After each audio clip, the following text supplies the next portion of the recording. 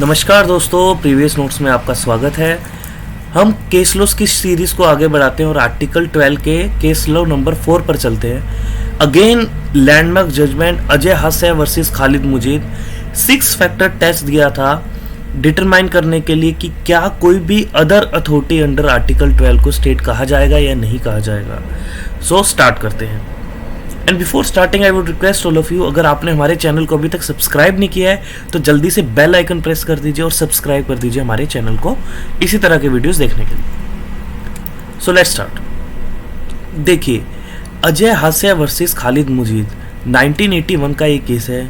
Supreme court ने laid down किए थे test to determine whether an individual, corporation और सोसाइटी, इन तीनों में से कुछ भी, चाहे वो इंडिविजुअल हो, कॉरपोरेशन हो या कोई सोसाइटी हो, क्या वो स्टेट की डेफिनेशन के अंडर आएगा या नहीं आएगा, क्या हम उसे स्टेट कंसीडर करेंगे या नहीं करेंगे। स्टेट अदर अथॉरिटीज़ जो है, जो आर्टिकल 12 के 4th पार्ट में डिफाइन है कि अदर अथॉरिटीज़ को भी स्टेट कंसीडर किया जाएगा, वो वेग टर्म है। और जैसे जैसे समय बीतता गया तो जुडिशरी ने उसका स्कोप जो है वो बहुत ही बढ़ा दिया। और ये हमारे लिए क्यों इम्पोर्टेंट है, क्योंकि जो भी फंडामेंटल राइट्स जो हैं अगर इन्फ्रिंज होते हैं वो स्टेट के अगेंस्ट हम एनफोर्स करा सकते हैं, जुडिशरी के पास जा सकते हैं और कह सकते हैं हमारे फंडामेंटल राइट्स का हनन हुआ है, इसे एनफोर्स कराया जाए। तो जितनी स्टेट की डेफिनेशन वाइड होगी उतना ही स्कोप बढ़ जाएगा और उतने ही ज़्यादा राइट्स जो है लोगों के प्रोटेक्ट होंगे। तो ये क्या कह सकते हैं, इसमें भी जस्टिस PN भगवती जी ने समराइज़ किया था। देखिए, जो पिछला केस था जो RD Shetty versus international airport authority का, वो हमने डिस्कस किया हुआ है, आप उसे भी रेफ़र कर सकते हैं। और उसमें भी जस्टिस PN भगवती जी थे और इस केस में भी जस्टिस PN भगवती जी थे। उन्होंने ही समराइज़ किया और हमें 6 फैक्टर जो दिए, 6 फैक्टर टेस्ट दिए ताकि हम डिटरमाइन कर सकें कि क्या particular body, corporation, individual, society, कोई भी एजेंसी, क्या वो स्टेट के अंदर आएगी या नहीं आएगी। क्या थे वो 6 टेस्ट? सबसे पहला, whether the share capital of the corporation is held by the government, क्या कोई शेयर कैपिटल जो कॉरपोरेशन की है वो गवर्नमेंट ने ले रखी है, गवर्नमेंट के पास उसकी शेयर कैपिटल है या नहीं है। जैसे IRCTC है, IRCTC जो है वो भी एक स्टेट कहलाएगी। क्यों? क्योंकि गवर्नमेंट के पास उसकी हिस्सेदारी है, फिर 67% के आसपास उसकी हिस्सेदारी है।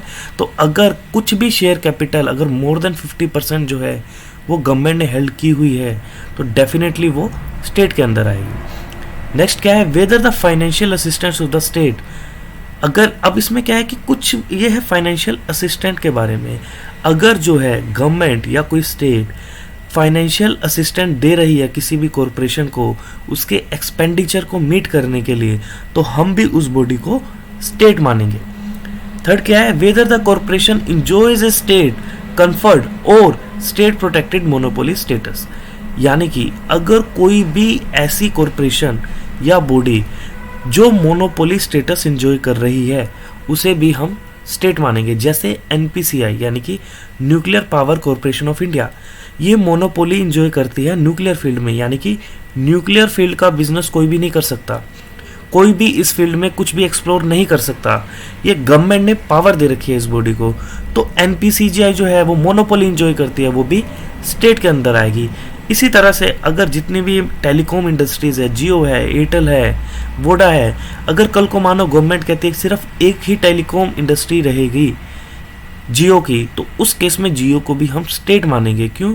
क्योंकि ये मोनोपोली एंजॉय कर रही है और गवर्नमेंट की वजह से मोनोपोली एंजॉय की जा रही है। नेक्स्ट क्या है, whether there is a deep and pervasive state control, यानी कि स्टेट का यानी गवर्नमेंट का बहुत ही ज़्यादा कंट्रोल है उस बॉडी पर, तब भी हम उस बॉडी को स्टेट मानकर चलेंगे। यानी कि कोई भी बॉडी जो गवर्नमेंट के कंट्रोल में है, उसके चेयरमैन गवर्नमेंट अपॉइंट कर रही है, यानी कि उसके जो भी मेंबर है वो गवर्नमेंट की परमिशन के बाद ही अपॉइंट किए जा रहे हैं, चाहे वो फाइनेंशियल असिस्टेंट नहीं दे रही, चाहे उसकी शेयर कैपिटल नहीं है, चाहे वो स्टैट्यूट के द्वारा नहीं देगी, तब भी हम जो है उस बॉडी को, उस कॉरपोरेशन को क्या मानेंगे? स्टेट मानेंगे। नेक्स्ट क्या है, whether the function of the corporation are public importance, यानी कि अगर उस कॉरपोरेशन के जो फंक्शन है वो पब्लिक इम्पोर्टेंस के होंगे, यानी कि बहुत ही ज़्यादा इम्पोर्टेंस इम्पोर्टेंट फंक्शन जो है वो परफॉर्म कर रही है, यानी कि closely related to the governmental functions, यानी कि जो गवर्नमेंट फंक्शन परफॉर्म करती है उसी के ही रिलेटेड वो भी फंक्शन परफॉर्म कर रही है, तब भी हम उस बॉडी को क्या मानेंगे, स्टेट मानेंगे।